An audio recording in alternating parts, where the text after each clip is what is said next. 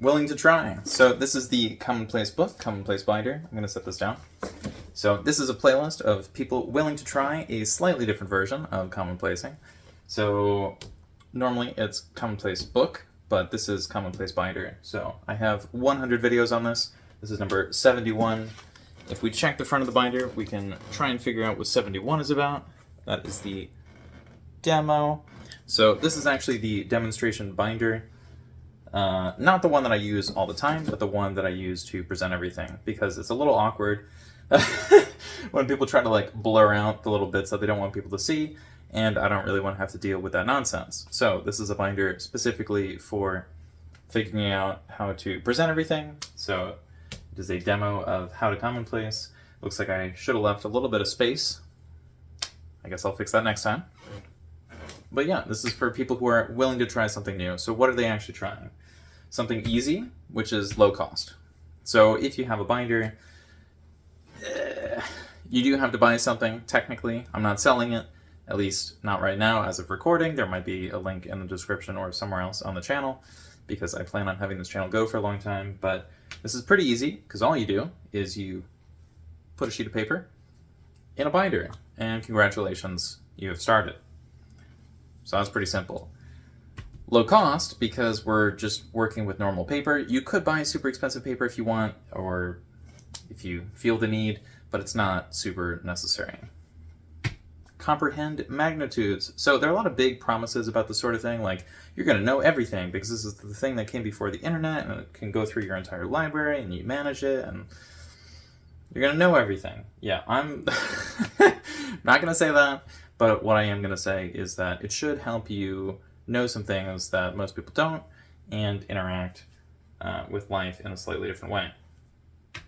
Lifetime of steps. This is why. Because you're doing things, not just today, not just tomorrow, but like forever. So you're just making one step towards your goal, and then you do that again, and then you do that again, and it's just a place where your notes actually turn into something valuable rather than just kind of hoarding a bunch of meaningless junk.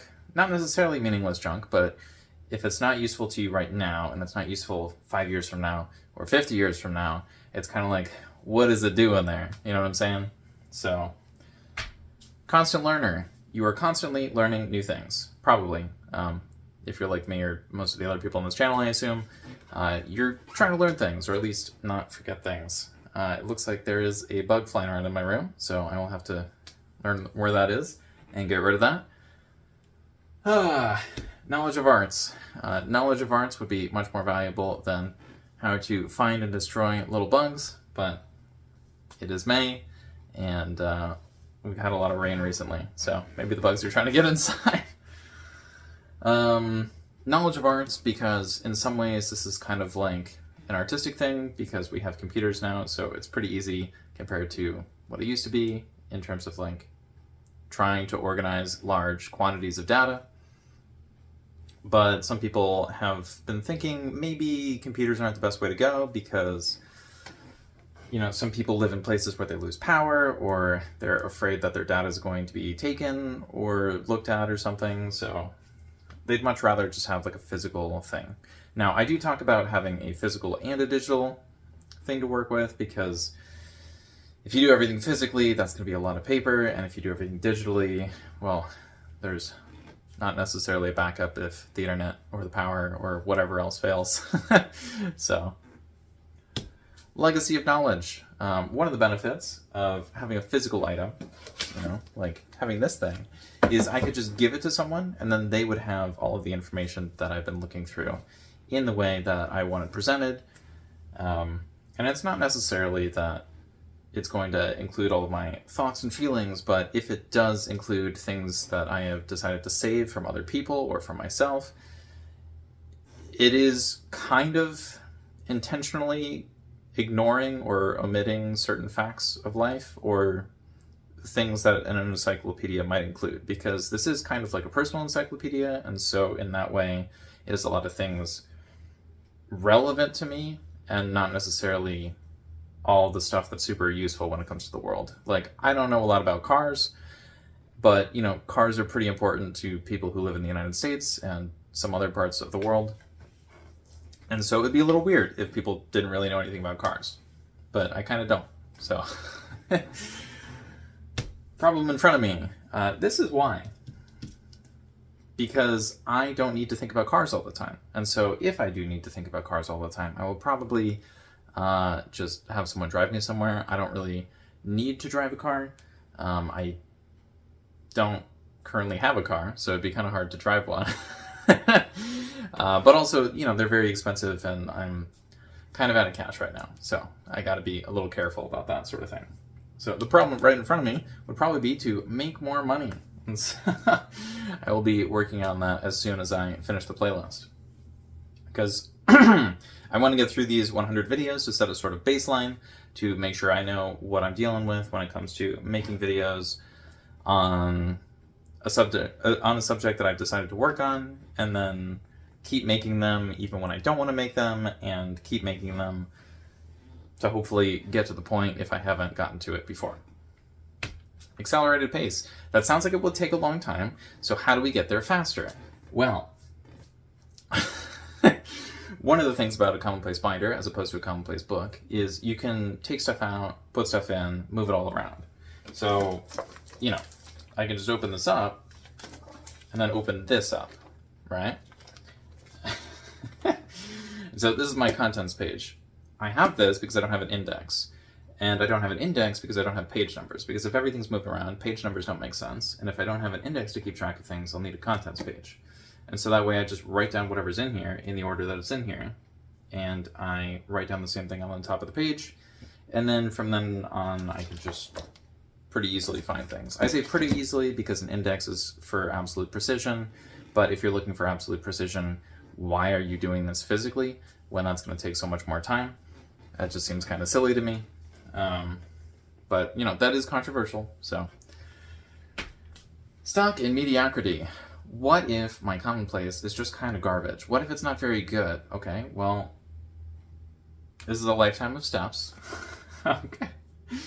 You're probably a constant learner, and so you might not be stuck in mediocrity forever. Now, if you only get to work on this for an hour every month, that doesn't sound so great, but that is an hour more than, you know, someone who doesn't have this sort of thing has.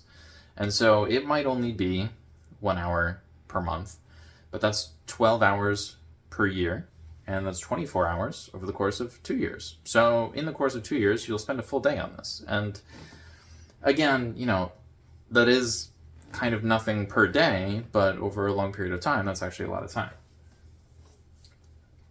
Repeating mistakes. If you spend less time on this, you might have a habit of repeating mistakes just because you kind of forgot. And it's like trying to get back into it. Kind of like how there's some video games where you need to spend at least 4 hours at a time playing the game, which is kind of ridiculous because it's like, I spent so much time on this, why do I need to relearn the game every single time that I play it? But it takes a few hours to get warmed up sometimes, and that's a little frustrating, but that's just kind of how it goes.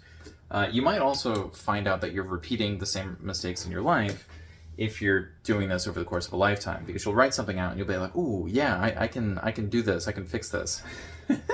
So one problem I keep having, for example, is when I'm doing these presentations, I keep adding a little sliver of a note card up here. I'm like, you know what, I could put something in there. I could have a general theme, and then once I get to that point, I'll be like 2/3 of the way through, or 3/4 of the way through, and I can talk about all the super important things, and it'll be great. And then I remember and remind myself, dude, we have 20 individual note cards, and we do this every time. So if you want to do that, just make sure that this slot has the thing. But I never do that. So I keep trying to add the little thing up here, and what I've had to do is save the physical cut up pieces to know, oh yeah, that always goes poorly.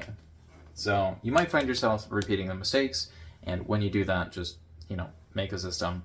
It doesn't necessarily have to be within the commonplace binder. It could just be like you add a box to your room in the place where you set everything down, because that way you're not just leaving random junk all over the place, you are putting things in a box. So the problem actually ends up being the solution. Gained through study. So what are you going to do? Are you going to study all the water bottles and spoons and random stuff that end up in your room? Just like, I've got stuff. Maybe. Probably not. I don't think you have to do an extensive study about this to figure out what sort of system you want. Like, it might be you came from planners or journals or sketchbooks, or I don't know. Like, you might have just gotten really tired of your computer or phone one day and been like, I am going to do this physically, and we're just we're gonna move on. Outgrowing the system. I think that's where we are. So I haven't really outgrown this system. In fact, it's really nice because it lets me focus, and otherwise these videos will be literally 20 minutes long every single time. Or they'll be 3 minutes long and I'll have forgotten 3/4 of the content, and that's kind of a problem. So you might outgrow your system, that's okay. This is more of a training wheels kind of situation. So some people might say the Commonplace book is the only way to go. And yeah, maybe it is, but you might need the Commonplace binder to get to that assessment. Beginner, if you're a beginner, I would say just write down things in whatever notebook you have. Congratulations, you've started. Just write down things on whatever notepad you have. Congratulations, you've started. Maybe you have a binder. Congratulations, you started. So all you have to do is just start the thing and keep doing it, and eventually you will get there. My setup. So this is sort of my setup, or the way that I did it for the first 5 years. After that point, I focused a little bit more of my time on digital stuff because I had already done the physical work. So it was okay for me to switch into the digital area, although I find that I censor myself substantially more when working digitally than physically. And there are some other things that go along with it, but we got to keep going. Craft. So are you going to craft a binder? Probably not. Maybe. I don't know. I guess it depends on what you mean by craft. But you could make this related to arts and crafts. The only problem is if you have rings, there might be certain stress on the top of the page or the bottom of the page or the middle of the page. Basically, these tabs push up the paper, and so sometimes there's more weight here, and it'll pull everything apart a little bit. But you normally won't have to worry about that sort of thing. I just want to make that clear in case anyone makes that mistake. There might be more pressure on certain parts of the binder, and if you do that for a long period of time, or enough in a short period of time, it'll do some damage. So just don't break anything, and if you do break something, figure out why, and probably, don't do that again. Completed. Uh-oh, what's going on here? Lifetime of steps and completed. Yeah, this is never really going to be completed. You could say that it's completed. You could have a binder for each year and just be like, I did it. And there's nothing wrong with that. In fact, in some ways, that's really good. The problem is if you keep everything in a specific place and you keep it there forever with just a standard Commonplace book rather than a Commonplace binder, you might find that you have some sort of pattern recognition. Like, you might accidentally memorize the book. And so a lot of people will say memorizing the book is the point, and we're only writing down the important things. However, if you decide some of the things are not important, you will still have them memorized in the way that you wrote them down. Unless you somehow have the ability to specifically target and eliminate memories without compromising anything else related to those memories or locations. That's not really a skill I have in its entirety, and so I don't like doing a sort of Swiss cheese method where I specifically hollow out specific sections of my memory, with the exception of when I'm dealing with ads. In some ways, it's I don't want the ads to just sit in my head, so I have to try to filter them out by doing a whole bunch of stuff. I don't think that's super effective, or if it is, it might not be worth the cost. But again, we're getting sidetracked, so we gotta move on. Attention. Uh-oh, the ads are taking my attention. What are we gonna do here? And so attention is one of the main points of commonplacing in general. So some people want to get their attention back. They're like, I am distracted all the time. I need to limit my access to the digital devices. The problem with that is if you're simply limiting exposure, you might be losing the resistance. So, if someone does a lot of exercise and then they take a break for 6 months, well, they might come back and find out, ooh, this hurts. Why is this so hard all of a sudden? And attention, as far as I can tell, at least, you know, just with me, it's kind of a muscle. So I need to practice having attention, and if I focus only on the things that don't take as much attention, when I eventually get into the location, which is all about overloading people, I will experience the overload, which is really annoying because I experience overload faster than most people, and that means, you know, I automatically try to manage this sort of thing, and if I can manage it, I end up much more thoughtful than the average person. The problem is, when I try to defend myself from the attention, it can go very poorly. Yeah.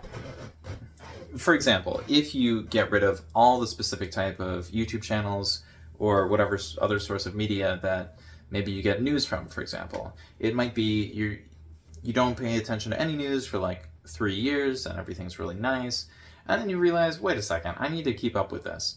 The problem is you're going to go back into looking for the news and not know which sources are credible, while at the same time having to look at all of them. So you just went from like 0 to 100 instead of just sitting at a nice even 50. Even though, you know, 50 kind of sucks and it's really frustrating, and sometimes we can scale down to a 25, but other times we're going to have to push it up to a 75, and I definitely felt like I was pushed past the 75% of like focus on the news for the first half of 2025, and that was not a pleasant experience. I mean, we're still in the first half of 2025. At least I am. I know this will probably come out in like September, but just keep it simple. So this video is getting off topic again.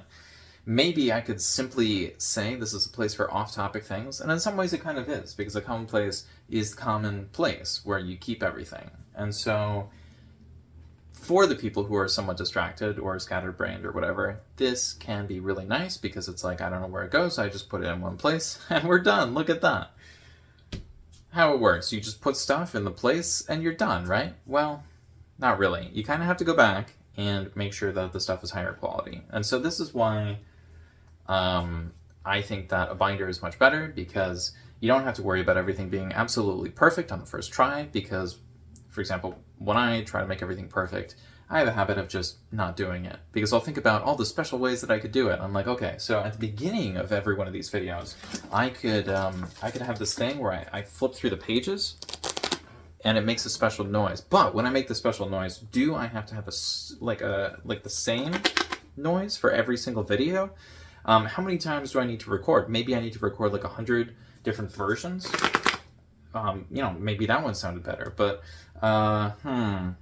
do I add a different one on every single video? Maybe it's standard B-roll, and you can just kind of spiral, or at least I kind of spiral when it comes to the absolute perfect way to do something. So what I like to do is I like to put the stuff into place and then improve the quality of the stuff over time. So it's just like, we need a baseline. This is a food section. I like rice. Nice. Moving on. And so whenever you go back to the thing, you can make it better. So it's like, I like rice. What are we going to change that to? Okay, we're going to have rice, and we're going to have white rice and yogurt. And then the next time you go back to it, you can change it to like, you know, strawberry or peach or cherry or whatever kind of yogurt you like. And then maybe you'll turn it into how to cook the specific things. So the food page is going to turn into a recipe page. So it's like, okay, white rice. Do we do that on the stove? Does it get done in a pot? What sort of ingredients do we need? Are we going to add something super random like olive oil, or do we just need salt? Like, what are we doing?